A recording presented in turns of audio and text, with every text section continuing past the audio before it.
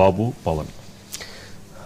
ఈరోజు 15వ ఉపరాష్ట్రపతిగా సిపి రాధాకృష్ణన్ గారిని చేత ముర్ము గారు ప్రమాణ స్వీకారం చేయించారు. ఈ కార్యక్రమానికి ప్రధానమంత్రి అలాగే ఇతర మంత్రివర్గము తెలుగు రాష్ట్రాల నుంచి చంద్రబాబు నాయుడు గారు, పవన్ కళ్యాణ్ గారు ఇద్దరు కూడా అటెండ్ అయ్యారు.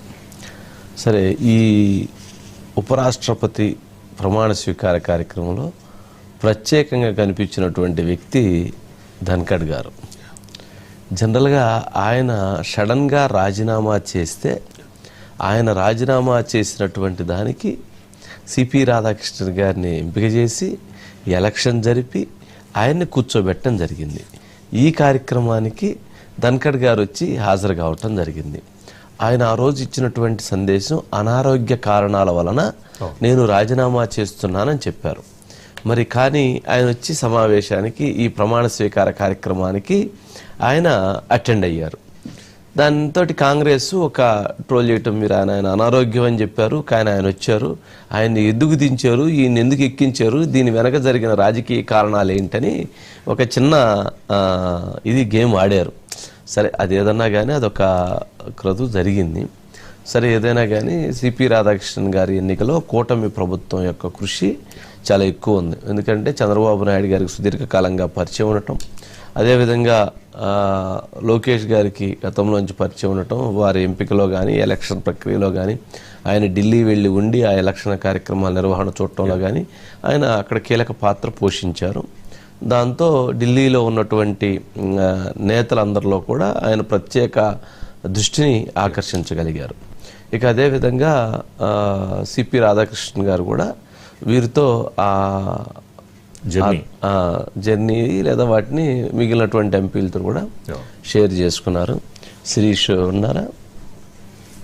మరి వంశీ గారు, మరి దీనికి మద్దతు ఇచ్చిన జగన్మోహన్ రెడ్డి గారిని పిలవలేదంటారా, లేదా పిలిచినా వెళ్ళలేదంటారా? అంటే పిలిచి ఉండకపోవచ్చు, ఓకే, పిలిచినా కానీ వెళ్ళినా కానీ అక్కడ సముచితమైనటువంటి ప్రాధాన్యత లభించదు. ప్రోటోకాల్ ప్రకారంగా ఉంటుంది. ప్రోటోకాల్ అంటే ఆయనకు 11 సీట్లు వచ్చాయి కాబట్టి, ఆయనకు అక్కడ ప్రతిపక్ష హోదా ప్రజలు ఇవ్వలేదు కాబట్టి, ఒక సాధారణ ఎమ్మెల్యేగా, ఒక పార్టీ అధ్యక్షుడిగా మాత్రమే, లేదా ఒక మాజీ ముఖ్యమంత్రిగా ఆయనకి ఆ ప్రోటోకాల్ లభిస్తుంది.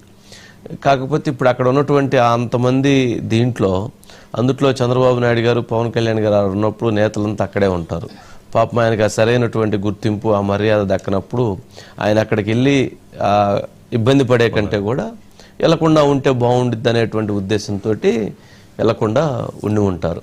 అందులో ఒక 2 ఓట్లు, మొన్న ఈ ఓట్లు 2 అటు బండి అని చెప్పని ఒక పెద్ద ఒక ఇది జరుగుతూ ఉంది. ఇది 2 ఓట్లు అటు ఇటు దాని మీద ఎంక్వైరీ కూడా జరుగుతుంది. ఇండియా కూటమి వాళ్ళు దాన్ని ఎంక్వైరీ చేసుకున్నారు, ఎవరు ఆ 2 ఓట్లు బండి, ఎవరు ఇటు బండి అని చెప్పని. సరే, అది ఒక చర్చ జరుగుతున్న నేపథ్యంలో ఏం జరిగిద్ది అనేది చూడాలి. నెక్స్ట్ ఫర్దర్గా ఏదైనా డెవలప్మెంట్స్ ఉంటే ఉండొచ్చు. నెక్స్ట్ శిరీష్ గారు ఉన్నారండి. శిరీష్, ఏంటి కార్యక్రమం ఎలా జరిగింది, ఎవరెవరు అటెండ్ అయ్యారు, ఏంటి?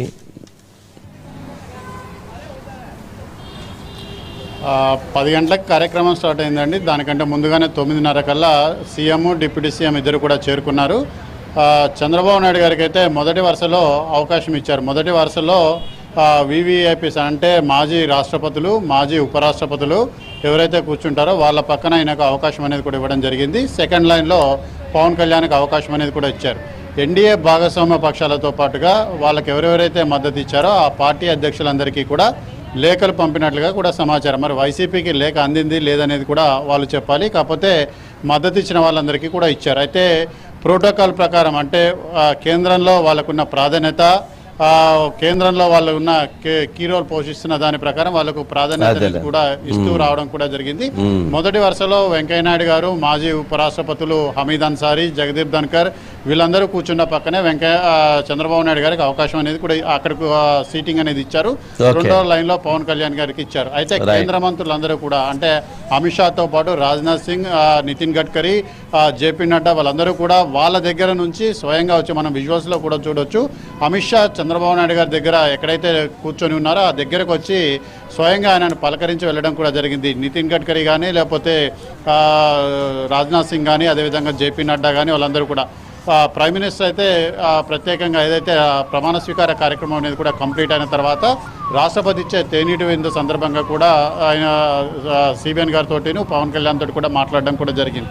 సో ఏదేమైనప్పటికీ కూడా సముచిత ప్రాధాన్యత గౌరవం అనేది కూడా తెలుగు వాళ్లకు మళ్ళీ కేంద్రంలో దక్కుతుంది అనే దానికి ఇదొక ప్రధానమైన నిదర్శనం. ఇన్ని రోజులు కూడా చాలా మంది చాలా రకాలుగా మాట్లాడారు. వైసీపీ లాంటి పార్టీలు చాలా రకంగా విమర్శలు కూడా చేశాయి. ఈ రోజు మన ఛానల్లో ప్లే అవుతున్న క్లిప్ ఏదైతే ఉందో అది కూడా కేంద్రంలో ప్రస్తుతం కూటమి ప్రభుత్వానికి ఎలాంటి ప్రాధాన్యత అనేది కూడా ఉంది చూడొచ్చు. ఎందుకంటే అంటే జనరల్ గా అందరూ అక్కడికే వచ్చినట్లున్నారు కదా, చంద్రబాబు నాయుడు గారి దగ్గర ఉన్న దగ్గరికే సిపి రాధాకృష్ణన్ గారు వచ్చారు, అట్లాగే వారితో పాటు ఆయనకి అంటే అమిత్ షా గారు వచ్చారు.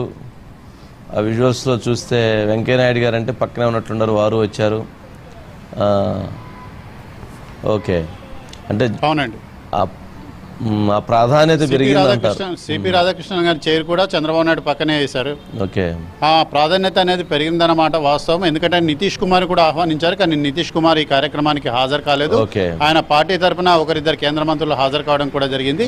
కానీ ప్రోటోకాల్ అనేది కూడా ఆ రకంగా ఇవ్వడం అనేది సముచితమైన గౌరవం. ఒకవేళ జగన్మోహన్ రెడ్డి వచ్చుంటే లాస్ట్ లో ఎక్కడో ప్రాధాన్యత అనేది కూడా ఉండేది. మీరు అన్నట్లుగా వచ్చి అవమానపడడం కంటే రాకపోవడం అంటే ఇక్కడ వాళ్ళే వచ్చి అంటే కుర్చీ వేయకుండా వేస్తారు, వాళ్ళే వచ్చి ఇవన్నీ చూడాలంటే కష్టం కదా.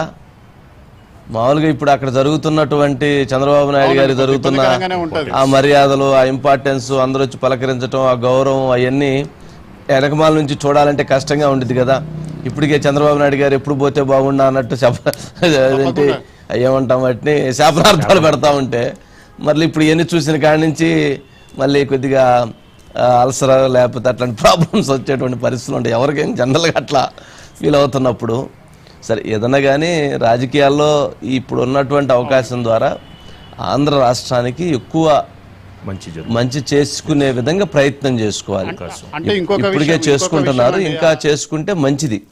రాష్ట్రం అభివృద్ధి కోసం ఇప్పుడున్నటువంటి ఆ స్పేస్ ఏదైతే ఉందో, ఆ గౌరవం ఏదైతే ఉందో, వాళ్ళకి అక్కడ దాన్ని ఉపయోగపెట్టుకొని రాష్ట్రానికి ఎక్కువ నిధులు తెచ్చుకోవటం, ఎక్కువ అభివృద్ధి చేయటం ద్వారా మంచి జరిగేటువంటి అవకాశం ఉంది. ఇప్పటికే ప్రయత్నం చేస్తున్నారు, ఇంకా ప్రయత్నం చేస్తే మంచిది. Okay Shirish, next. ఆహా, అలా అన్నారా? జగన్ రాజకీయాలు, పవన్ నవ్వులే నవ్వులు. ఢిల్లీలో అంటే జగన్మోహన్ రెడ్డి గారికి పవన్ కళ్యాణ్ గారికి ఉన్నటువంటి చిన్న వ్యత్యాసం, నిన్నేమన్నా జగన్మోహన్ రెడ్డి గారు ఒక కామెంట్ చేశారు, పవన్ కళ్యాణ్ గారు ఒక కామెంట్ చేశారు. జగన్మోహన్ రెడ్డి గారు చేసినటువంటి కామెంట్ ఏంటంటే